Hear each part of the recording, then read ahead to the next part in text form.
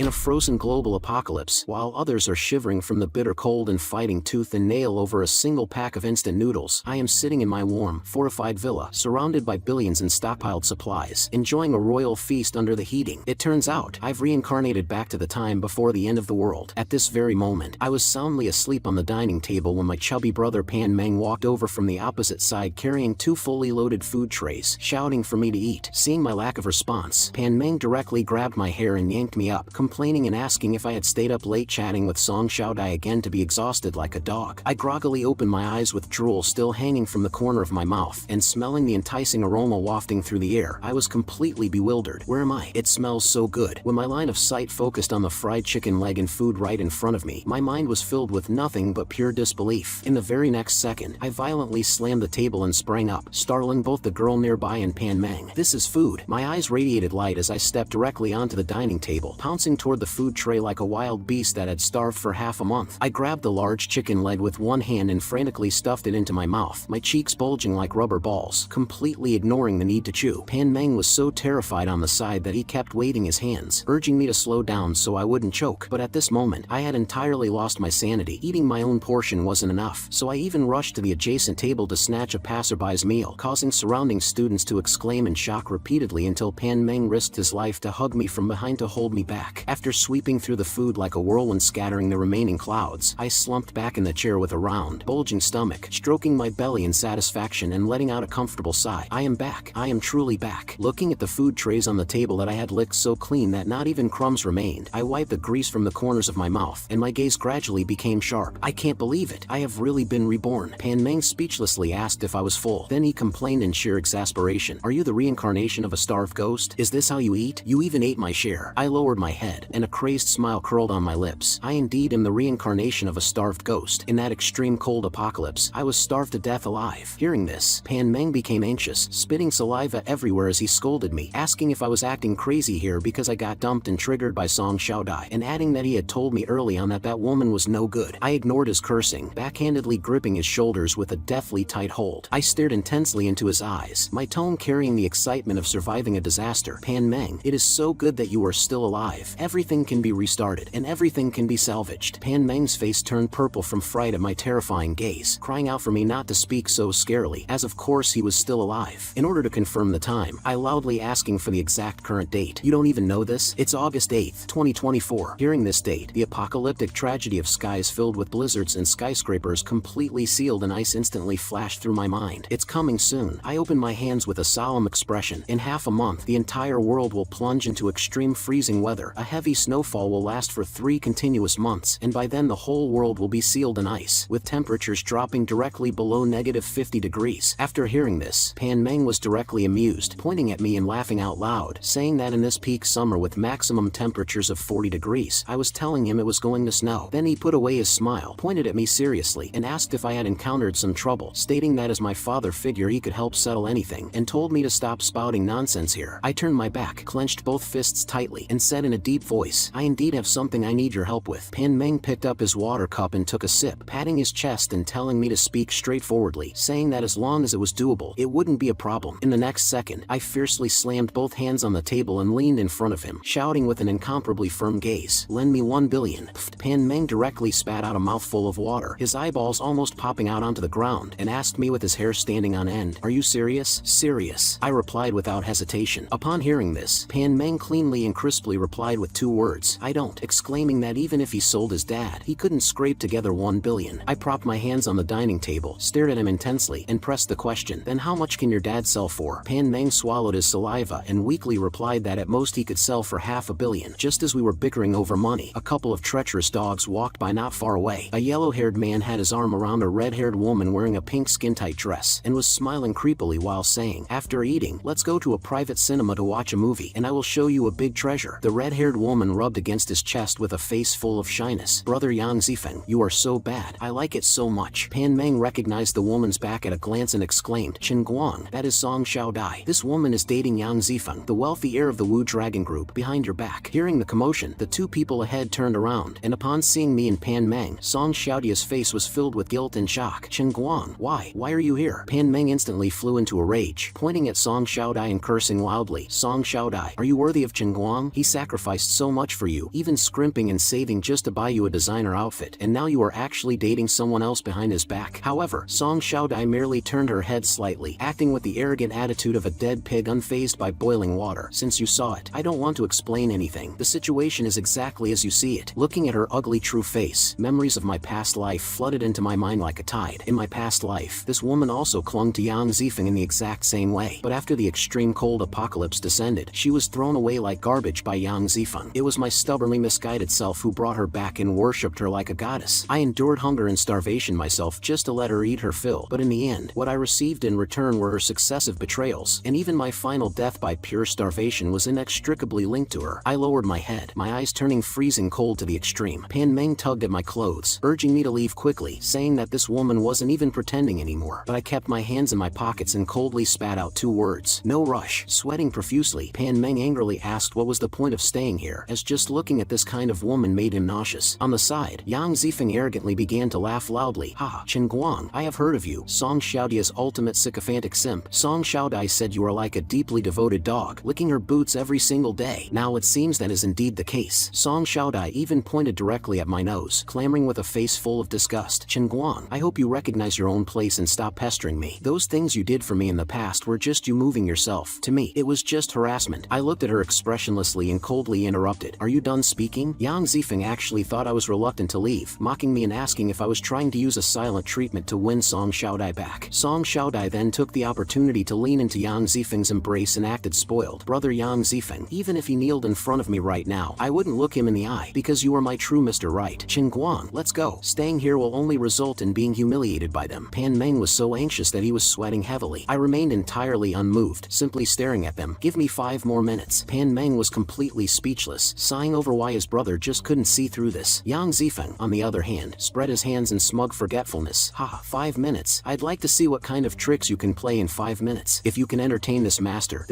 will reward you with a piece of used toilet paper from the 2 of us. However, before his words even faded, I raised my hand and delivered a ruthless slap. With a crisp smack, Yang Zifeng was directly slapped by me so hard that his saliva flew wildly. Song Xiaodai was so terrified that her beautiful face lost its color, covering her mouth and screaming, Brother Yang Zifeng. Behind me, Pan Meng and the crowd of spectating students were all stunned dry, their jaws dropping to the floor. Meanwhile, Yang Zifeng, having received the slap, covered his red and swollen cheek, his eyes turning bloodshot, the veins on his forehead bulging out, and glared at me intensely. Yang Zifeng's defenses were evidently broken, cursing, bastard, you dare hit me, and then he waved his fists, shouting that he was going to kill me. But I didn't put him in my eyes at all. The moment he lunged forward, I kept my hands in my pockets and raised my leg to deliver a kick. Accompanied by a muffled thud, Yang Zifeng was directly kicked flying by me, crashing heavily onto the ground. This kick directly stupefied the chubby friend on the side, who exclaimed, is he that fierce? Song Xiaodai was terrified pale, hurrying over to check on Yang Zifeng's injuries, crying out in heartbreak, Brother Yang Zifeng, are you okay? Subsequently, she turned her head, roaring at me like a shrewish woman. Chen Guang, you dare lay hands on Brother Yang Zifeng, you are dead. Brother Yang Zifeng is the crown prince of the Wu Dragon Group, but the grounded Yang Zifeng didn't appreciate her gesture at all, forcefully shoving her away and struggling to climb back up. This guy was still quite unresigned in his heart, boasting of being a Taekwondo black belt, refusing to believe he couldn't beat a greenhorn like me. He roared and once again threw a heavy punch toward me. With a disdainful snort, I sent him flying with an uppercut, and only spat out 1 word, trash. In that extreme cold apocalypse, in order to survive, I had long learned numerous basic martial arts techniques. Those were killing skills honed in piles of dead bodies, and dealing with this kind of flashy move grown in a greenhouse was absolutely no problem. Pan Meng was so excited on the side that his eyeballs almost popped out. Holy crap, Chen Guang, since when did you become so fierce? Meanwhile, the grounded Song Xiaodai looked at Yang Zifeng being brutally beaten by me, her face full of disbelief, and cursed loudly at me. Are you crazy? You barbarian, you actually injured Brother Yang Zifeng. I am not done with you. She even put on a condescending posture to threaten me. Chen Guang, I truly never expected you to be this kind of person. You kneel down right now and apologize to Brother Yang Zifeng, otherwise I will never forgive you. I looked coldly at her jumping clown-like appearance, not indulging her in the slightest, and backhandedly delivered a resounding slap directly to her face. What kind of chicken feather do you count as? This completely infuriated Yang Zifeng on the side. He covered his face and viciously spat out harsh words. Fine, you thing who doesn't know the height of the sky and the depth of the earth. I will mobilize all my forces to kill you. Crushing you will be as easy as crushing an ant. But his nonsense was truly too much, and I was too lazy to listen, raising my foot again to viciously kick him. The massive impact force once again sent Yang Zifeng flying into midair, and he spat out a large mouthful of fresh blood. Taking advantage of his inability to stand up. I walked straight up and reached into his pockets to grope around. Soon, I pulled out a small red spray bottle and sneered. Found it exactly as I expected. Seeing the item in my hand, Yang Zifeng's face instantly turned deathly pale, and he lunged over in extreme horror, shouting, "Give it back to me." I held up the medicine bottle, a mocking smirk hooking the corner of my mouth. Feeling guilty? How many young girls have you ruined with this thing? Sweating profusely in anxiety, Yang Zifeng rushed over to snatch it like a mad dog. "Little bastard, I don't know what you were talking about. Give the thing to me." I easily dodged his pounce sideways, while unceremoniously pressing the spray nozzle, releasing all the red medicinal mist inside with a hiss directly into his face. Caught off guard, Yang Zifeng inhaled a massive mouthful, his entire face instantly flushing red as he clutched his neck in extreme terror. You are crazy. This is." In the next second, the medicinal effects directly activated. Yang Zifeng gripped his hair tightly with both hands, roaring wildly at the sky like a person who had completely lost his sanity. Song Xiaodai was terrified by this scene, hurrying forward to ask, "Brother Yang Zifeng, what's wrong with you? Are you okay?" Trembling violently all over, Yang Zifeng desperately covered his face, painfully pushing her away and roaring hysterically, "Go, leave quickly, stay away from me." He suddenly raised his head, his eyes already covered in blood vessels, congested to the extreme limit, looking exactly like an irrational wild beast. Having thoroughly lost his reason, Yang Zifeng could no longer control the wicked fire within his body, and with a miserable scream, he fiercely pounced on Song Xiaodai beside him, accompanied by a crisp rip sound of tearing fabric. Song Xiaodai's pink skin-tight dress was brutally shredded by him. A large expanse of skin was exposed, and Song Xiaodai was so terrified she tightly covered her chest, screaming out in absolute horror, "Brother Yang Zifeng, don't, this is the cafeteria." But at this moment, Yang Zifeng had long transformed into a beast, madly pinning her down, completely deaf to any pleas for mercy. "Brother Yang Zifeng, what are you doing? Stop, help." Watching this entertaining show of a dog biting a dog, I patted the dumbfounded Pan Meng. 5 minutes are up, let's go." Still recovering from the shock, Pan Meng swallowed his saliva and sighed that this was simply too stimulating, asking me what exactly happened to Yang Zifeng. I took out the small red bottle I had just searched from Yang Zifeng and played with it, sneering, "This is a potent aphrodisiac. Once inhaled, one will lose their rationality and turn into a beast capable only of mating." Normally, Yang Zifeng uses this stuff on others, so this time let him properly taste the consequences himself. At this moment behind us, Yang Zifeng was already tearing at Song Xiaodai while pinning her firmly to the ground like a starving wolf. Pan Meng was very worried on the side, as after all, this was the cafeteria, and under the public eye. What if Yang Zifeng called the police afterward? But I wasn't panicked in the slightest. Rest assured, Yang Zifeng has ruined an unknown number of young girls with this thing. Some were even driven to commit suicide by jumping off buildings. He absolutely wouldn't dare to bring this matter to light. Moreover, given his personality as the crown prince of the Wu Dragon Group, having made such a massive fool of himself, he would only choose to secretly seek revenge on me in private. Stroking his chin to think, Pan Meng agreed that this was indeed the logic. Walking out of the cafeteria, Pan Meng asked me where we were going now. I turned my head, revealing a smile of inevitable victory. "To sell the house." Before long, we arrived at the You Love Your Home real estate agency. Pan Meng was jumping in anxiety on the side, shouting that this was the only property left to me by my parents, and how could I just sell it on a whim? I paid him no mind, unhesitatingly signing my name on the house sale contract. The moment the pen fell to sign, my gaze became incredibly sharp, and 3,100,000 swiftly landed in my hands. Before the extreme cold apocalypse arrived, I absolutely had to do everything in my power to frantically hoard supplies. Only in this way, when doomsday descended and everyone was slaughtering each other for a bite to eat, could I firmly grasp the initiative of survival. Even the female sales agent who shook hands with me to seal the deal looked thoroughly perplexed, exclaiming that housing prices were skyrocketing right now, and even if I wanted to cash out, there was no need to be in such a hurry, completely failing to understand what I was thinking. After finishing the procedures and walking out of the agency, Pan Meng asked me what we were going to do next. I waved my hand grandly, my mind seemingly already ringing with the sound of gold coins, and spat out 2 words with soaring heroism: spend money. In the next second, we charged directly into a large chain supermarket. I pointed at the shelves, sweeping them frantically like a wholesale buyer. "These rice, noodles, and cooking oil, bring me 1,000 boxes of each. Also these canned foods, bring me 10,000 cans of each." The massive procurement volume terrified the young female shopping guide into a daze. Holding her pen, she stuttered to ask if I was certain. I crossed my arms and nodded decisively. On the side, Pan Meng's jaw almost dropped to the floor, complaining if I was here to stock up goods for a store. I turned to confirm with the young lady if they could deliver to the door, and after receiving an affirmative answer that not only included delivery but also unloading, I immediately locked my eyes on Pan Meng, asking if he had a vacant warehouse in the suburbs. Pan Meng asked with a face full of vigilance what I wanted to do, and surely I wasn't going to put all these goods in his family's warehouse. I smiled and patted his shoulder, telling him to lend me the warehouse for a few days and give the address to the supermarket, while I still had to continue procuring. Right as we were frantically sweeping up goods, 2 female students walked over from not far away. One of them, Zhang Xiaoran, saw me and mocked her companion with a face full of disdain, saying wasn't I that poor loser who was cheated on by Song Xiaodai, and that this was a membership-only high-end supermarket, so how could a person like me possibly afford to consume here? I didn't have the time to pay attention to these two jumping clowns, walking straight to the digital appliances section, and with a grand wave of my hand, I activated the sweep mode once again. These Alienware computers, bring me 5 of each. Also televisions and gaming consoles, bring me 10 of each. After all, when the extreme cold apocalypse arrived,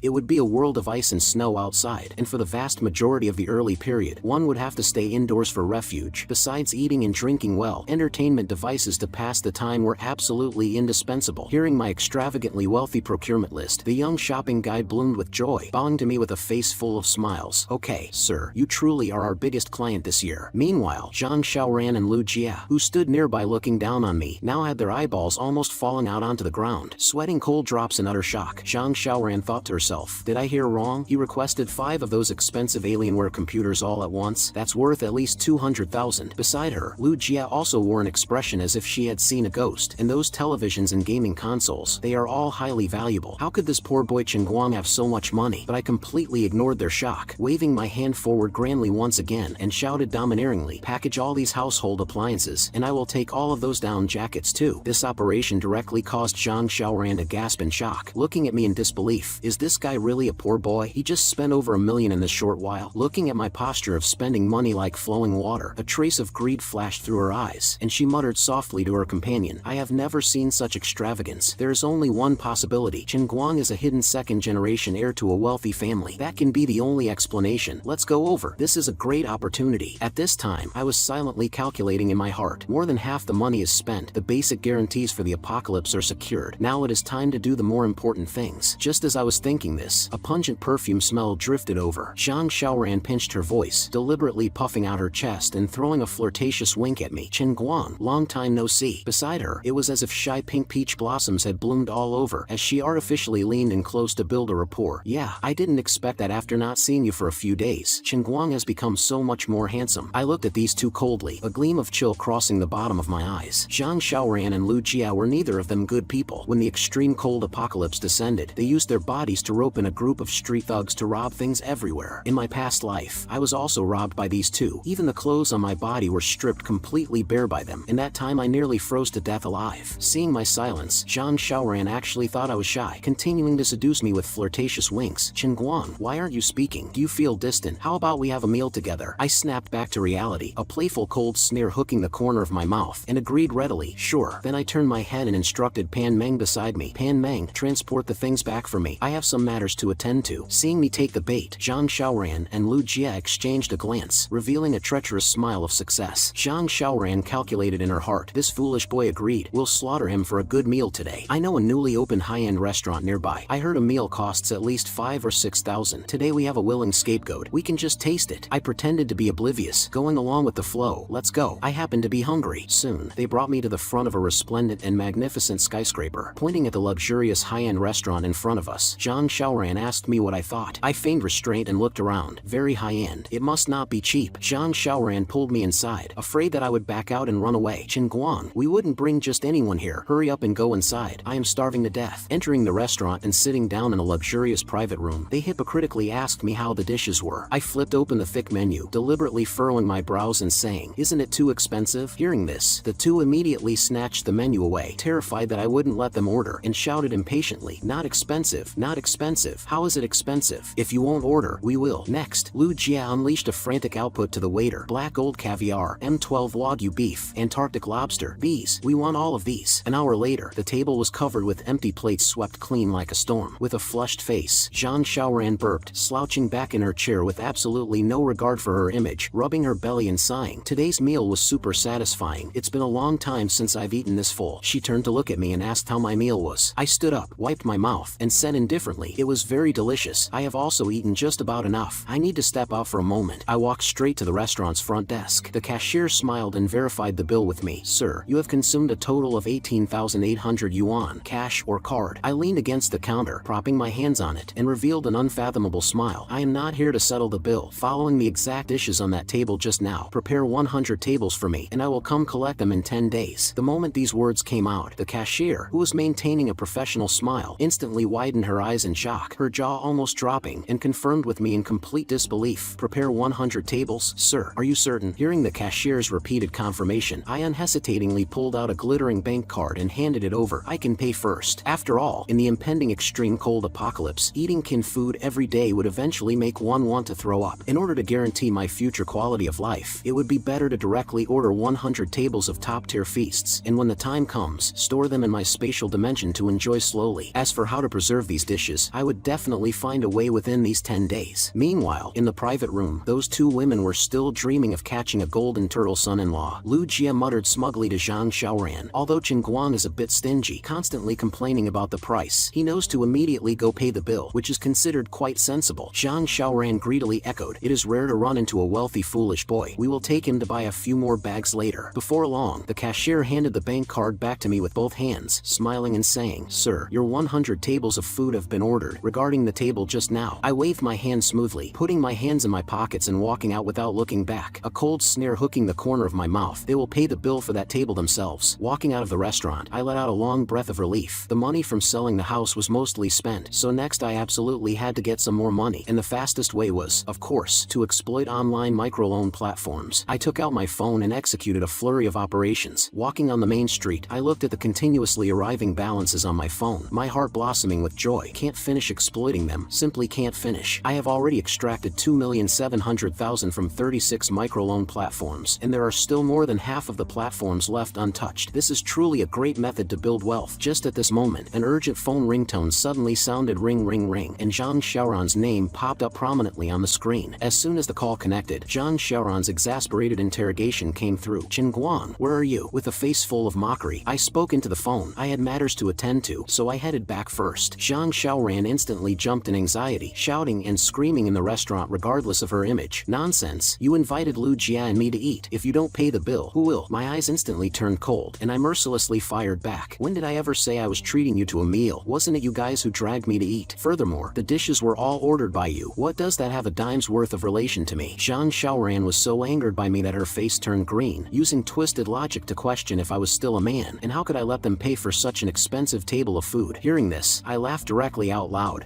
Did I strongly remind you or not that it was too expensive? It was you guys who specifically picked the expensive ones to order. Now you complain it's expensive. Where were you earlier?" Zhang Xiaoran cursed urgently, and the waiter behind her had already walked over holding the bill, so she could only yell into the phone that I was a poor beggar, and if I couldn't afford the bill, I shouldn't have come to eat. I sneered coldly. "Poor beggar? Why don't you ask this restaurant if I ordered 100 exact identical tables of food from them?" Hearing this, the nearby cashier smiled and delivered a finishing blow to Zhang Xiaoran. "The gentleman accompanying you indeed ordered 100 exact identical tables of food." This time, Zhang Xiaoran was completely dumbfounded, cold sweat pouring down, her tone softening instantly, and she pleaded with a crying voice, "Chen Guang, I beg you, please come back and pay the bill, okay? Since you ordered 100 tables, you certainly aren't lacking the money for this one table." I didn't buy her act at all, cursing viciously, "Pay your uncle. Your master here will not indulge you smelly stupid idiots." After finishing speaking, I hung up the phone directly. In the restaurant, listening to the busy tone on the phone, Zhang Xiaoran despairingly told Lu Jia that I called them stupid idiots and refused to pay. Lu Jia also panicked, stamping her feet in anxiety and saying where would they get that much money. The cashier coldly reminded them from the side, "Ladies, we do not allow dining on credit here." Driven to a dead end, a hint of ruthlessness flashed in Zhang Xiaoran's eyes as she gritted her teeth and said, "Let's find Brother Hao. The two of us will accompany him tonight. Get him to come over, and I absolutely must teach this Chen Guan a harsh lesson." On the other side, I was just passing by a lottery ticket station when I suddenly slapped my thigh hard, exclaiming, how could I have forgotten about the lottery? In my previous life at exactly this time, a lottery ticket I bought casually hit the first 5 numbers of the double color ball, winning me $3,000. Because it was a windfall right before the apocalypse, it left an extremely deep impression on me. If I use this memory to buy dozens of first prize bets, the massive funds needed for the early stages will be completely secured. Thinking of this, I walked into the lottery station without hesitation, my hand tightly clutching that lottery ticket that was about to change my destiny. Looking at the freshly bought lottery ticket in my hand, a confident smile hooked the corner of my mouth. Now I just have to wait for the drawing results in a couple of days. With this pre-apocalyptic startup capital in mind, I directly headed to the vacant warehouse owned by Pan Ming's family located in the suburbs. Just as I entered the main yard, I saw the chubby guy squatting aggrievedly on the ground, holding a paper bowl and frantically slurping instant noodles. I shouted loudly, "Pan Ming, I am back." He raised his head, his mouth still stuffed with noodles, and complained angrily, "You still know how to come back? You ran off to eat a massive feast by yourself, leaving me here to eat eat instant noodles and act as your hard laborer moving and unloading goods. Do you have a conscience? I walked up with a smile and patted his shoulder to console him. Don't be angry. I'll take you to play something thrilling tonight. Walking into the massive warehouse, the inside was already packed completely full with mountains of accumulated supplies. Pan Meng looked up at this exaggerated display, asking with a face full of confusion, I really don't understand. What is the use of spending so much money to buy these things? I raised my head to gaze up at these goods, my eyes becoming deep and solemn before the extreme freezing apocalypse arrives. By that time these supplies will be life-saving items. Countless people will freeze and starve to death, and a single bite of food will make people do absolutely anything. I turned my head, staring at him with absolute seriousness. Pan Meng, you absolutely must believe me. The chubby guy scratched his head and spread his hands in sheer helplessness. If I didn't see that you looked quite normal, I really would have thought you had gone mad. The key point is, I have no way of believing these things you are saying. I smiled mysteriously. No rush. You will believe it in a few days. However, before my voice even faded, an arrogant voice suddenly came from outside the warehouse doors. You are Chen Guang? We turned our heads to look, only to see several fiercely malicious street thugs blocking the doorway. The leader was a bald, muscle-bound brute who was weighing a baseball bat in his hands, pointing at me viciously with a cold sneer. Brat, you dare to hit on brother house woman. A broke student like you has far too much nerve. Seeing this group of local ruffians, Pan Meng instantly panicked, spreading his arms wide and warning loudly, what are you doing? If you dare to act recklessly, I will call the police. The bald brute acted as if he had heard some massive joke, bursting into rampant laughter. Call the police? Go ahead and call them. Let's see if the police officers arrive faster, or if your legs get broken by me faster. I took a step forward, calmly stopping the chubby guy. There is no need to call the police. The bald brute scoffed smugly. Ha, coward. Not daring to call the police is the right move. Calling them would be useless anyway. Pan Meng, however, stepped bravely forward to block in front of me, attempting to use his family background to intimidate them. My father is the boss of Pan's building materials. We can talk things over properly. Don't you touch my brother. The bald brute seemingly realized the situation, immediately mocking. So it is the young master of the Pan family. Young Master Pan, rest assured, we won't touch you. This has nothing to do with you. But we are absolutely going to touch this Chen Guang. Seeing that negotiations were fruitless, Pan Meng anxiously shoved me backward with one hand, yelling, Chen Guang, run quickly. I will hold them off. But the bald brute had already raised his baseball bat high with a face full of violent hostility, roaring, get out of the way. You don't even know your own weight and try to play the loyal hero, daring to provoke brother Hao. I will crack your skull open. Seeing the thick and heavy bat about to smash into the chubby guy's head, Pan Meng squeezed his eyes shut in terror and screamed. Right at this hair-raising, critical moment, I instantly erupted, my speed so fast that I left a residual shadow in the air. The bald brute turned pale with shock. Such fast speed. One look and I can tell he has trained before, but he had absolutely no time to react at all. I delivered a heavy flying kick through the air, blasting solidly into his chest. With a muffled thud, the brute's massive body was directly kicked flying backward by me. The bald brute crashed heavily onto the ground, spitting out fresh blood. I gave him absolutely no chance to catch his breath. Smoothly picking up the baseball bat from the ground, I directly and viciously forcefully shoved the thick bat straight into his cursing mouth. Crack! Accompanied by a scalp-numbing sound of bones fracturing, the bald brute let out a miserable howl of agony. This savage scene instantly shattered the courage of the surrounding thugs who originally wanted to attack. They looked at me with faces full of horror, cold sweat pouring down. This brat is so ruthless. De Zhuang's entire mouth of teeth has been shattered. Facing the remaining few shivering thugs, I showed no fear whatsoever, resting the baseball bat on my shoulder, and arrogantly pointed at them while hooking my finger. All of you, come at me together. A yellow-haired petty thug forced a facade of calm, roaring loudly attack together. Slaughter this brat, and led the remaining few to bite the bullet and lunge toward me. I sneered coldly, my figure charging into the crowd like lightning, brandishing the baseball bat just like a tiger leaping into a flock of sheep, accompanied by dull striking sounds. This group of petty underlings were absolutely no match for me at all. Pan Meng watched in stunned silence from the side, sweating profusely as he marveled, is this still the Chen Guang I know, taking out 6 people all by himself? I flicked the baseball bat in my hand, walking up to the thugs wailing on the ground, and asked coldly, do you submit? The yellow-haired guy clutched his swollen, beaten face, begging for mercy with his black and blue features. Stop hitting us. We submit. You've got skills. Boy, we admit defeat today. I squatted down, pulled out my phone and opened my payment receiving QR code, revealing an extremely terrifyingly kind smile. If you submit, then transfer the money, 100,000 per person. Ah, this, you are extorting us. I directly smashed the bat viciously into the ground right next to him. With a loud bang, it scared him into full body shivers. I am indeed extorting you. Did you think taking a beating was the end of it? Hurry up, or else I will shatter all 3 of your legs. Looking at my fierce and diabolical appearance, the yellow-haired guy was so terrified he nearly wet himself, and could only obediently pull out his phone to transfer the funds. Looking at the "you have received 600,000 yuan" notification on the phone screen, I smiled in satisfaction. It wasn't actually that I was cruel-hearted, but rather that having experienced the apocalypse, my mentality was long past that of my student days. Moreover, However, scumbags like Wang Hao did all sorts of evil deeds when doomsday arrived, killing an unknown number of people, so treating them ruthlessly is never considered going too far. Putting away my phone, I wrapped my arm around Pan Meng's shoulders and said grandly, "Don't just stand there in a daze. I'm taking you to find some thrills." Very quickly, I brought Pan Meng to a luxurious nightclub filled with neon lights and intoxicating decadence. Watching the sexy beauties twisting their waists on the dance floor, Pan Meng's eyes went completely straight, and he excitedly said to me, "Chen Guang, my good brother, I like this place. Too many things happened today. We need to properly calm our nerves here." While I walked straight over to the bar counter, "I am looking for your boss Jean. I am here to deliver goods." The young lady paused for a moment, then smiled and said, "Please wait a moment. I will make a phone call." A short moment later, a blinding blue light suddenly lit up in a dark corridor deep within the nightclub. 2 rows of bodyguards wearing black suits and sunglasses stood like iron towers on both sides, radiating an overwhelming aura. Pan Meng was startled by this display, stuttering as he asked me, This is what you meant by looking for thrills? I'm just asking if it's thrilling or not. Your understanding of thrills is flawed, right? Where is this place? And what are we doing here?" Just as my voice fell, an elder wearing a traditional Chinese suit, with a full head of white hair but looking hale and hearty, walked over from the end of the corridor. The bodyguards on both sides bowed in unison, shouting, "Uncle Lee." Uncle Lee walked up in front of me, looked me up and down, and asked in confusion, "You are here to deliver goods? I don't think I've ever seen you before, have I?" I met his gaze unhurriedly, smiling slightly. "It is our first time meeting. I heard Uncle Lee collects goods, so I came." Uncle Lee furrowed his brow slightly, looking at our completely empty hands, and asked, "You are empty-handed. Where are the goods?" I patted my own chest and answered confidently, "Right on our bodies." Hearing these words, Uncle Lee froze for a second, then tilted his head back and burst into laughter. "Ha ha ha, interesting. This is the first time I've seen people delivering themselves as merchandise. Take them down." Following Uncle Lee's explosive shout, the black-suited bodyguards surrounding us, who originally stood like wooden stakes, instantly drew out silenced pistols, pointing the dark muzzles squarely at me and Pan Meng in perfect unison. Having over a dozen guns pointed at his head, Pan Meng was so terrified his legs turned to jelly, raising his hands above his head and screaming with a crying tone, "Don't be impulsive. Absolutely don't be impulsive. My dad is the boss of Pan's building materials." Then he turned his head, asking me in a complete breakdown, "Chen Guang, what is going on? What goods are you delivering?" I kept my hands in my pockets, explaining to him without changing my expression, "Uncle Lee specifically traffics human organs. The goods are the organs in our bodies. No need to panic." Hearing this, Pan Meng's eyeballs nearly popped out, his entire person going completely insane. "What? Organs?" I ignored the yelling and screaming chubby guy, instead leaning forward and staring down at Uncle Lee from a high vantage point, my eyes full of provocation. "Uncle Lee, you collect goods. We sell goods. Is there anything wrong with that? Or are you saying the renowned Uncle Lee doesn't dare to accept them?" Uncle Lee was infuriated by my utterly disrespectful attitude, gritting his teeth and growling lowly, "Bullshit. Is there anything in this world I wouldn't dare to buy?" "Very well." I raised one finger, confidently offering an astronomical price, 10 million, and all the organs in my body belonged to Uncle Lee. Uncle Lee narrowed his eyes, stretching out 5 fingers to haggle with deep, calculating shrewdness. 5 million. There's a strict crackdown right now. The market is low. I unhesitatingly took a step forward and grasped his hand firmly. "Deal. However, I have one condition. You give me the money first, and in 3 days, I give you the person." Uncle Lee began to laugh coldly and sinisterly, tightly squeezing my hand back, his tone brimming with killing intent. "Fine, and don't even think about running away. I have 10,000 ways to track you down." Subsequently, Uncle Lee snapped his fingers, ordering the blonde-haired, sunglasses-wearing man behind him, "Have them sign the slavery contracts." The blonde guy took out a document sheet and handed it to me. I took it, scanned it briefly, and suddenly pointed at Pan Meng, who was shivering to the side. "Why is there only one copy? Give him one too." Upon hearing this, Pan Meng was so terrified he backed up repeatedly, waving his hands frantically. "Me? No, no, no, I'm not selling." I turned my head and raised an eyebrow at the blonde guy. "Don't listen to him. He's selling." Pan Meng was so anxious he was about to cry, desperately explaining that he wasn't lacking money. But in the next second, the blonde guy pulled out a pistol, pressing it forcefully against Pan Meng's forehead, and viciously ordered, "Cut the crap. Sign." Feeling the freezing gun barrel, Pan Meng was so terrified his tears flowed wildly, and he could only humiliatingly sign that deadly slavery contract. Walking out of the nightclub's doors, the blinding sunlight shone on my face. Pan Meng finally couldn't suppress his inner fear and anger, pointing at my nose and cursing loudly, "Are you even human? I came out with you to find thrills, and you sold me off?" I kept my hands in my pockets as before, walking forward breezily. "Don't mind these minor details. Come on, I'm taking you to another place." Pan Meng completely broke down, roaring hysterically behind me. "I have heard of that Uncle Lee as well. He is a notorious local mob boss who does every evil deed imaginable and has immense power and connections. In 3 days, the two of us will be dismantled into spare parts by him." Listening to his complaints, my gaze gradually turned freezing cold, and I sneered secretly in my heart. Uncle Lee hasn't just done every evil deed, he is utterly devoid of conscience. I don't know how many human organs he has trafficked over these years, harming countless people. 3 days later will be the day of his death. Seeing my silence, Pan Meng Meng stamped his feet in anxiety, asking me what I would use to deal with those heavily armed mobsters. I wrapped my arm around his shoulders, a mysterious smile hooking the corner of my mouth. Let's go. What comes next will make you believe that the apocalypse is arriving. Not long after, I brought Pan Meng in front of an extremely luxurious detached villa. The female real estate agent responsible for receiving us confirmed with me, her face full of surprise. Sir, are you sure you only want to rent this particular villa? My tone was absolutely resolute. I am sure. I won't rent any other ones. Walking into the spacious and brightly lit villa hall, Pan Meng crossed his arms, his face writing pure confusion as he complained about why I ran over here to rent a villa. I surveyed every corner of this place, saying with profound meaning, there are good things inside this villa. My thoughts were instantly pulled back to my cruel past life. In that disaster era fraught with extreme freezing cold, this villa was the safe haven with the fewest disasters and the most abundant supplies in the entire region. Most importantly, a rare apocalyptic fortuitous encounter would also descend upon this place. Exactly because of this, in my past life, countless rioters and refugees flooded madly into here, slaughtering each other just for a bite to eat. Before my eyes, it was as if that group of deranged mobs with bloodshot eyes, acting just like zombies, had appeared once again. Right here, countless people lost their humanity, letting me witness what it means to be an existence unworthy of being called human, and what kinds of tragedies even demons couldn't commit, and I ultimately died miserably in this living hell. I fiercely clenched both fists tightly, a hint of ruthlessness flashing in my eyes. Since I died here in my past life, then this life shall begin exactly from here. Returning to reality, the female agent opened her mouth with a troubled expression, interrupting my memories. Mr. Chen, the owner of this villa, stated that it is not for external rent. I directly held up 2 fingers. I can pay double the rent. The female agent shook her head, indicating that the owner was absolutely not lacking money. Unhesitatingly raising one hand, I interrupted her words. 5 times the amount. The female agent continued to smile bitterly. Mr. Chen, this matter cannot be solved with money. In order to secure this sanctuary villa, I directly held up 1 finger, tyrannically offering an astronomical price, 10 times the rent. I can pay 1 month's rent in advance right now. This extravagantly wealthy posture directly knocked the female agent dizzy. Seeing stars, she was so thrilled it was as if she had seen her own father, patting her chest to guarantee. Mr. Chen, rest assured, even if I have to call the owner daddy today and kneel to kowtow to him, I will make sure you get to rent this house. I smiled faintly, proposing my only condition: I must completely renovate the house once over. The female agent fully agreed, saying the house was originally semi-bare anyway, letting me tinker with it however I pleased, and subsequently ran off eagerly to contact the owner. Just at this moment, a shrill and harsh voice suddenly came from behind. Xiao Daya, you really must hold on to Yang Zifeng tightly. The happiness of the rest of your life depends completely on you. The chubby Pan Meng turned his head to look, exclaiming, wasn't this Song Xiao Dai, and why was she also here? I sneered coldly. It's very simple. Yang Zifeng owns a villa here. Song Xiao Dai and her snobbish mother also saw us. Song Xiaodia's face was filled with disgust, pointing right at my nose and cursing. Chen Guang, I still haven't settled the score with you for last time, and now you actually track me here. Are you ever going to stop? Her mother stuck her nostrils even higher into the sky, mocking with extreme arrogance. You are Chen Guang, one of my daughter's sycophantic simps? Heh, Auntie is telling you clearly today. It is impossible for Xiao Dai to take a fancy to a poor student from the bottom tier like you. Following her to the ends of the earth will be of no use. Listening to the brain-dead remarks of this ultimate mother-daughter pair, I was literally angered into laughter, unceremoniously cursing back. Are you two absolute idiots? Who is stalking you? This immediately enraged Song Xiaodia's mother to the point of exploding, as she jumped up and down cursing my lack of manners like a shrew, threatening to complain to the school to get me expelled, and even wanting to call the police to throw me in jail. I spread my hands, my face completely indifferent. You'd better sentence me to the death penalty, you fools. I came here to rent a house. Hearing this, Song Xiaodai crossed her arms, rolling her eyes with a face full of sarcasm. Renting a house? Heh, as if I don't know you. Chen Guang, a penniless beggar whose monthly living expenses are barely a few $100 can afford to rent a house here. The minimum monthly rent for a villa here is at least 20,000. Just as her voice faded, the female agent ran back excitedly. Mr. Chen, it has been negotiated. The rent is 250,000 a month. Song Xiaodia's mother looked as if she had been struck by lightning, her face full of sheer disbelief. This poor brat actually rented a villa here? However, the mental circuits of this woman, Song Xiaodai, were simply bizarre to the extreme. She actually thought I did this to attract her attention, snorting coldly with arrogance. Chen Guang, to get close to me, you surprisingly did not hesitate to spend a massive fortune to rent a villa here. Let me tell you that everything you are doing is useless. I advise you to give up on this delusion. I was thoroughly speechless, covering my forehead as I couldn't help but swear. Damn it. Mind-blowing. What kind of top-tier ultimate entitled fairy is this? The chubby guy next to me joined in the roasting. This isn't just stupid. She has completely gone mad. Song Xiaodia's mother was still unresigned, pulling her daughter to leave while muttering disdainfully, Xiao Dai, let's go. So what if he rented a villa to slap his face until it's swollen to pretend to be fat? A monthly rent is only 25,000. That isn't even enough to qualify to be your simp. Upon hearing this, the female agent immediately turned her head and loudly corrected her. Mr. Chen, based on what you said about being willing to pay 10 times the rent for this place. Without another word, I cleanly and crisply pulled out my phone. Alright, I will pay right now. What? 10 times the rent? The pupils of this ultimate mother-daughter pair experienced a sudden earthquake, screaming out loud. Song Xiaodia's mother's eyeballs almost popped out, forcing herself to save face as she muttered, just putting on an act. Is there anyone foolish enough to pay 10 times the rent for a house? Besides, where would he get that much money? He couldn't even borrow that much with naked loans. I shook my phone screen as the notification sound of successful payment rang out. The crisp sound of a face slap seemed to echo throughout the entire hall. The female agent grinned from ear to ear, respectfully handing over the keys. Mr. Chen, the house is now yours. You can renovate it however you please. These are the villa keys. I took the keys and beckoned the still-dazed chubby guy. Let's go. Striding away without looking back, I left behind that mother and daughter whose worldviews had collapsed and who were now doubting their lives. Song Xiaodia's mother was completely numb, asking her daughter in uncertain shock if I was a hidden wealthy second-generation heir. Song Xiaodai remained as stubborn as a dead duck, vehemently insisting that as an orphan with no parents, it was absolutely impossible for me to have money. Leaving the agency center, I walked in front and asked the chubby guy, Pan Meng, I recall that your father is very familiar with the boss of Tianhong Decoration, the largest local renovation company. The chubby guy nodded, saying that after all they were in the same industry, so they did indeed know each other. I snapped my fingers. Then have your dad help me make an appointment. I want to do some renovations. The chubby guy looked totally bewildered, following behind me frantically and yelling, Wait, big bro, what exactly are you after? You rented a barebone villa at 10 times the price, just to renovate it yourself after renting? I smiled confidently, too lazy to explain much to him. Cut the crap, quickly help me make the appointment. You will find out tonight. Not long after, the chubby guy waved his phone. Appointment made. Originally Tianhong didn't have time today, but after my dad pleaded with him, the boss of Tianhong pushed aside many things and decided to receive you personally. I stretched my body greatly, smiling in satisfaction. Not bad. Uncle indeed has a lot of face. Later on, I will definitely have to gift Uncle Pan an entire truckload of instant noodles. Walking on the road, the chubby Pan Meng followed beside me with a speechless face, complaining, Damn, who gives instant noodles as a gift? And a whole truckload at that? My dad never eats that kind of junk food. I rested both hands behind my head, smiling with complete relaxation. Rest assured, your dad will eventually find instant noodles incredibly delicious. As we spoke, we had already arrived at the lobby of Tianhong Decoration Company. Right upon entering, the young receptionist very politely asked us to wait a moment, saying the director would be here right away. It truly was a narrow road for enemies. Before even waiting 2 minutes, the extremely grating, loud voice of Song Xiaodia's mother came from not far away. Xiaodai, Yang Zifeng is paying for the renovation this time, so we must decorate it nicely. Song Xiaodai crossed her arms, comforting her mother with a profoundly smug face. Mom, you can rest assured, this Tianhong Decoration is the largest local renovation company. Otherwise we wouldn't have come here. As a result, the moment she turned her head she saw me, her face instantly dropping as she mocked with eyes full of contempt. Chen Guang, you truly are relentlessly persistent. You even followed me to the renovation company. Do you think I'll be moved by this? You are dreaming. The chubby guy rolled his eyes so hard watching this, unable to resist cursing. Son of a bitch, how did we run into these two stupid women again? Subsequently, he unceremoniously shouted at Song Xiaodai, Song Xiaodai, Chen Guang is also here for renovations. Don't overthink things. Who knew that after hearing this, Song Xiaodai would directly sneer out loud, Ha, renting a house just to renovate it for someone else. Is there an even bigger idiot under the heavens? At this time, the young receptionist from earlier walked over, and I directly stated my identity. My name is Chen Guang. I had an appointment made earlier. The young receptionist nodded respectfully, saying so it was Mr. Chen Guang. Song Xiaodia's mother watched with furrowed brows from the side, suspiciously muttering if this guy was truly here for a renovation. Immediately she snorted coldly to comfort herself, regardless of whether it's true or false. He is just slapping his face swollen to pretend to be fat. Just as they were speaking, a chubby boss wearing a sharp suit and sporting a beer belly walked over. The young receptionist immediately went up to greet him, calling out Boss Zhao. Boss Zhao looked left and right, asking where the person with the appointment was. The young receptionist smiled and reached her hand out to point towards our side. When Song Xiaodia's mother saw this, her eyes instantly beamed with light, and she rejoiced wildly in her heart with excitement. It is actually Boss Zhao of Tianhong Decoration. I never expected Yang Zifeng's face to be this huge, making Boss Zhao come personally to receive us. She immediately switched to the smug face of a petty villain achieving success, showing off to me with extreme arrogance. Did you see that? Young man, recognize reality. This is the disparity in status and position. Similarly here for renovation, our Xiaodai is received by the boss of Tianhong, while you can just keep waiting dryly over there. After speaking, she practically wore a mask of smiles, sidling up to Boss Zhao to build a rapport. Boss Zhao, it is a great pleasure to meet you. Boss Zhao stopped his steps, looking at her with total bewilderment. You made the appointment with me? Song Xiaodai on the side also hurriedly puffed out her chest, rushing to claim credit with a shy face. Boss Zhao, I was the one who made the appointment. Boss Boss Xiao looked her up and down, blurting out, "Your name is Chen Guang?" Song Xiaodai was stunned on the spot, replying awkwardly, "Ah, my name is not Chen Guang, my name is Song Xiaodai." After realizing he had recognized the wrong person, Boss Xiao's face instantly darkened, shoving Song Xiaodai aside and scolding her crossly, "If you aren't Chen Guang, why are you joining the commotion? Get to the side." With that, he walked straight towards me. I smiled slightly, taking the initiative to reach out my hand. "Boss Xiao, I am Chen Guang." Boss Xiao immediately switched to an enthusiastic smiling face. "I never expected you to be so young. Young man, let's go inside to discuss in detail." This scene directly dumbfounded the mother and daughter pair of Song Xiaodai behind me. Song Xiaodia's mother widened her eyes, asking in horror, "Xiaodai, what is going on? How is Chen Guang being received by a big shot like Boss Xiao?" Subsequently, as if finding an excuse, she forcefully tried to save her dignity. "It must be connections found by Pan Meng. Pan Meng has a decent family background. Chen Guang himself absolutely does not have this capability." And by this time, I had already walked into the general manager's office with Boss Xiao. After sitting down on the office sofa, Boss Xiao asked me with a chuckle, "Little brother Chen Guang, what do you want to renovate?" I leaned back on the sofa, spitting out a sentence indifferently. "Boss Xiao, I want to renovate a villa." Hearing this, Boss Xiao waved his hand casually. "Renovating a villa is a small matter. If you are frugal, 5 or 600,000, and for a better one, 3 to 5 million is plenty. I will call our design director over here to chat with you in detail." I sat on the sofa, calmly telling Boss Xiao that I felt it would be better for him to negotiate with us personally. With his hands behind his back, Boss Xiao made excuses with a face full of arrogance, saying that he was quite busy and usually only handled big orders personally. The corner of my mouth hooked up, and pointing confidently at myself, I said, "Boss Xiao, I am the big order." He perfunctorily went along and asked what my budget was, and I casually held out 3 fingers, "At least 30 million. At first, Boss Xiao didn't react, laughing dryly to brush it off, but in the next second, his eyeballs almost popped out, and he exclaimed in terror while sweating profusely, "What? 30 million? No, little brother, are you sure it's 30 million and not 3 million? I smiled and gave an affirmative answer. Right at this moment, his design director, having caught wind of the situation, ran over wanting to snatch the reception duties. Boss Xiao's face instantly changed, and he roared at him to back off, declaring that he would negotiate this project personally. Subsequently, he asked me in bewilderment what kind of renovation I wanted, considering that buying a villa in this city wouldn't even cost 30 million. I directly handed him the blueprints for his review, and upon seeing them, Boss Xiao was so shocked that he blurted out, "Good heavens," asking me if I was building a fortress. With an extravagantly wealthy posture, I stated that if the budget wasn't enough, we could add more, as long as it was completed within half a month. Boss Xiao read aloud the demanding requirements on the blueprints: an independent drinking water system, an air conditioning system capable of withstanding -90 degrees, a ventilation and filtration system, and additionally installing 20-centimeter thick steel plates. Wiping away cold sweat, he complained that this was entirely a war fortress that not even a tank could breach, and that anyone unaware would think doomsday had arrived. I told him to just treat it as if doomsday had arrived, heroically promising to pay 20 million today, add another 5 million later, and settle the final balance 3 days after completion. Facing such massive temptation, Boss Xiao clenched his fists in excitement and made the final decision on the spot, mobilizing the entire company to work 24 hours non-stop to definitely deliver the finished product within half a month. Walking out of the company, Pan Meng completely lost his mind, roaring at me in a breakdown that spending 35 million to renovate a rented villa was pure madness. I laughed and told him to go back and persuade his father to quickly spend money as well, because after a while, money would be the most worthless thing. Pan Meng, however, anxiously pressed me for an answer, saying that even if we sold both of our organs, it would only be 10 million, so where exactly did the 20 million down payment come from? I casually spat out a sentence. I extracted 10 million from online microloan platforms. Pan Meng was instantly left speechless, gritting his teeth and praying that the apocalypse had better be real, otherwise I would never be able to turn my life around. Right at this moment, Song Xiaodai and her snobbish mother came over. With her arms crossed over her chest, Song Xiaodai presumptuously mocked me, saying I was trying to attract her by spending this little bit of money. I unceremoniously rolled my eyes at her, telling her to mind her own business. Her mother immediately jumped out to show off, smugly stating that their Song Xiaodai spent a full 1 million on renovations this time, wanting to let a poor boy like me witness true strength. Pan Meng couldn't bear listening anymore. Holding up 3 fingers, he frantically mocked them. 1 million is nothing. Chen Guang spent 35 million on renovations. Song Xiaodai covered her mouth and laughed wildly, cursing us for trying to fool ghosts, while her mother also sarcastically sneered with a face full of contempt that young people nowadays bragged without drafting a script. My eyes turned freezing cold as I stared intensely at them. "If I really spent 35 million, will you call me daddy?" Song Xiaodai pointed at me disdainfully, asserting that by selling my only dilapidated house I had 3 million at most, mocking that a sycophantic simp like me would sooner or later lose everything. Her mother was even more arrogant to the extreme, chiming in with a face full of sneers. "If you really spend 35 million, I will call you daddy." Just as her voice faded, the glass door behind us was pushed open, and the young receptionist rushed out holding a document, shouting loudly, "Mr. Chen Guang, you forgot to take your contract." Song Xiaodia's mother, quick-eyed and deft-handed, snatched the contract away and sneered coldly with a malicious face. "Perfect. Let me see how much money it is. I will expose you in public." However, when her gaze landed on the amount in the contract, she looked as if struck by lightning, her pupils quaking violently, cold sweat instantly covering her forehead, trembling so much she couldn't even speak clearly. This. Beside her, Song Xiaodai hadn't noticed anything wrong yet, leaning in to ask smugly, "Mom, how much is it? Is it too little?" Her mother shakily held up the contract, stuttering as she exclaimed, "It really is 35 million. Hearing this number, Song Xiaodia's mental defenses instantly shattered on the spot. Pointing at me like a madwoman, she yelled, "Fake! The contract must be fake. How could he possibly have 35 million? The young receptionist immediately darkened her face and warned her righteously, "Madam, the contract was signed personally by our boss Xiao. How could it be fake? If you slander Tianhong Decoration again, we will hold you legally accountable." Too lazy to look at their clown-like faces, I stared directly at Song Xiaodia's mother and coldly spat out 2 words, "Call me daddy." Her mother instantly flew into a raging fury, pointing at my nose and cursing loudly, "Little brat, what kind of thing do you count as? I am so much older than you, and you want me to call you daddy?" Before her words even faded, a ruthless glint flashed in my eyes, and I raised my hand to deliver a vicious slap. With a crisp smack, Song Xiaodia's mother was directly slapped flying by me, crashing heavily onto the ground. Terrified, Song Xiaodai quickly rushed forward to hold her mother. Watching from the side, Pan Meng cried out in satisfaction, "So satisfying, an entitled old hag who looks down on others like a dog deserves to be slapped." I ignored the exasperated Song Xiaodai, who was screaming and yelling from behind that she would never forgive me, calling on Pan Meng to turn around and leave. The scene shifted to the evening. I brought Pan Meng back to the front of the rented villa again. Pan Meng asked with a face full of utter confusion why we were back again. The corner of my mouth hooked up, and I smiled mysteriously. "I said it before, next I will make you believe that doomsday is arriving." Pan Meng followed me up the stairs, complaining full of grievances that I had been acting neurotic and extremely abnormal these past few days, suggesting that either there really was an apocalypse or I had gone mad. We crouched on the rooftop for a full 2 hours. On a midsummer night, the temperature was abnormally freezing. Pan Meng squatted on the ground, shivering from the cold, hugging his arms and complaining that this weather was too unusual, clamoring to go back to sleep. I raised my head, staring intently at the pitch-black night sky, and said in a deep voice, "It is about time." Just as my voice faded, a dazzling meteor tore through the sky, dragging a long tail of flames as it plummeted. "It's here!" My eyes narrowed. Pan Meng, however, remained unimpressed, muttering that it was just a meteor and asking what all the fuss was about. In fact, he didn't know that although the true doomsday would not officially begin until over half a month later, there were already many omens long before then. The most obvious was that the night temperature began to drop sharply, and the meteors in the sky became increasingly frequent. "Holy crap, Chen Guang, the meteor seems to be flying towards us." Pan Meng suddenly pointed at the sky, yelling and screaming in terror, but I knew very clearly in my heart that these meteors were actually heaven-defying fortuitous encounters. If one was lucky enough to obtain the awakening fruits inside these meteors, they could become a powerful ability user. In my past life, the reason this residential community could become a survivor base was exactly because a few meteors landed here right around the apocalypse, creating several top-tier powerhouses. Among them, the one that plummeted before the doomsday was precisely this meteor right in front of us, which happened to land in the unoccupied villa next door. In my past life, it was accidentally picked up by a thief who broke in to steal, allowing him to reach the heavens in a single bound. Watching that massive fireball getting closer and closer as if it was going to smash right into us, Pan Meng was so terrified that he grabbed me and tried to run. However, I forcefully broke free from his grip, staring dead at that dazzling meteor with a fanatical glint in my eyes, and a crazed smile of inevitable victory hooked the corner of my mouth. "Come on, this fortuitous encounter is mine this time." Behind me, Pan Meng was frightened out of his wits, reaching out and shouting to ask if I had a death wish. Accompanied by a blinding flash of light and a whoosh sound, the meteor smashed accurately into my body, erupting with violent energy fluctuations. Pan Meng slumped to the ground in despair, assuming I had definitely been crushed to death by the meteor. However, as the light dissipated, I bathed in golden flowing light all over my body, completely unharmed. Exactly as I had anticipated, this meteor directly boosted my physical attributes across the board by 5 times. Although this kind of ability wasn't considered the most top tier in the apocalypse, for the current me, it was absolutely more than enough. I turned around, looking at the grounded Pan Meng with a body full of dazzling flowing light, and smiled, asking him if he believed it now. Pan Meng pushed up his glasses with an expression as if he had seen a ghost, stuttering as he exclaimed that I surprisingly didn't die. I smiled and retracted the light, clenching my fists tightly to tell him that not only did I not die, but I had also gained an extremely formidable special ability. Pan Meng stepped forward dubiously, reached out to pat my shoulder, sized me up and down, and complained that there was absolutely no visible change, asking where exactly I had become stronger. Before his voice even faded, my eyes narrowed. I grabbed his wrist and effortlessly effortlessly, using only one hand, viciously hurled his entire person high into midair. Pan Meng was so terrified he flailed his arms and legs in the air, screaming at the top of his lungs. I looked up at him, smiling once again to ask if he believed it. Experiencing the sensation of weightlessness, Pan Meng completely panicked, yelling that his body weighing over 200 pounds was surprisingly lifted up so effortlessly by me with just one hand. Seeing that he was about to crash face first heavily onto the ground, he yelled in extreme terror, telling me to stop joking around. Right when he was only inches away from the ground, I caught him steadily with a single hand. With a muffled bang, the massive reaction force even blasted out a ring of air waves on the ground, held by me like I was carrying a little chick. Pan Meng gasped heavily, sweating profusely, and touched his own body, sighing in disbelief that he surprisingly wasn't hurt at all. After I put him down, the thoroughly convinced Pan Meng slumped to the ground, nodding his head repeatedly like pounding garlic, crying out that falling from a height of 10 meters and being unharmed made him truly believe in the apocalypse and my abilities this time. Meanwhile, in another villa within the same community, Song Xiaodai, wearing a pink skin-tight dress, was standing in front of French windows gazing at the night sky. Her snobbish mother walked over to inquire, and Song Xiaodai said thoughtfully that she seemed to have just seen a meteor land right near the villa I had rented. After hearing this, her mother was full of disdain, crossing her arms and viciously cursing that there was nothing extraordinary about a meteor and that it would be best if it directly smashed onto my head and crushed me to death, saving her from feeling annoyed at the sight of me every day. Song Xiaodai smugly comforted her mother, saying that Yang Zifeng would be back shortly, that the score from the cafeteria last time hadn't been settled yet, that Yang Zifeng would absolutely not let me off the hook, and that I certainly wouldn't be able to bounce around for much longer. Just as they were speaking, the doorbell rang with a dingling. Her mother immediately put on a sycophantic smiling face to go open the door, calling out young master Yang Zifeng. Yang Zifeng responded perfunctorily, his eyes urgently searching for Song Xiaodai. Seeing this, Song Xiaodai immediately twisted her waist and threw herself at him flirtatiously. Impatiently, Yang Zifeng grabbed her in his arms, viciously slapping her buttocks, and urged her with a face full of lecherous intent to hurry up and take a shower, saying he had been holding it in so badly these past few days. This blatantly unapologetic behavior caused the mother on the side to suffer from extreme awkwardness, smiling sheepishly as she reminded Yang Zifeng that she was still standing right there. Consumed by lust, Yang Zifeng didn't give her any face at all, turning his head to scold her fiercely. "Why are you still here? Hurry up and go boil some hot water." Seeing her sugar daddy getting angry, Song Xiaodai quickly changed the subject to please him, leaning in close and lowering her voice to snitch on me. "Brother Yang Zifeng, don't be anxious. Let me tell you some news. That boy Chen Guang has also moved into this community." Hearing Song Xiaodai's report, Yang Zifeng instantly flew into a violent rage, roaring with a hideous expression. "What? I haven't even gone looking for him yet, and he still dares to show up in front of me." The mother on the side was also full of toxic resentment, adding fuel to the fire with exaggerations. "Young master Yang Zifeng, that Chen Guang deliberately rented a villa here just to get close to our Song Xiaodai. He must be driven away." A trace of viciousness flashed in Yang Zifeng's eyes. He pulled out his phone and said ruthlessly, "I will call someone right now. I will let him know that provoking me, Yang Zifeng, is the most regrettable thing he has done in his entire life." Yang Zifeng dialed a phone number with a gloomy tone. "Duan Hubiao, this is Yang Zifeng." On the other end of the phone, a muscular brute named Duan Hubiao was sweating like rain in the arena of the underground boxing club Box Club. Hearing his sugar daddy's summons, he stopped his movements and respectfully replied, "Young master Yang Zifeng, go ahead." The corner of Yang Zifeng's mouth hooked into a cruel smile. "Help me take care of someone, and I will give you 200,000 under a heavy reward. There must be a brave man." A trace of greed flashed in Duan Hubiao's eyes, and he agreed without hesitation. "Understood. I will report back to young master Yang Zifeng in 2 hours." After hanging up the phone, he turned to look at his opponent in the arena, who had already been beaten black and blue, and arrogantly beckoned with his finger. "I've got work to do. I won't play with you anymore. Let's end the battle immediately." His opponent was infuriated by this contemptuous attitude, roaring and swinging his bandage-wrapped fists as he charged forward.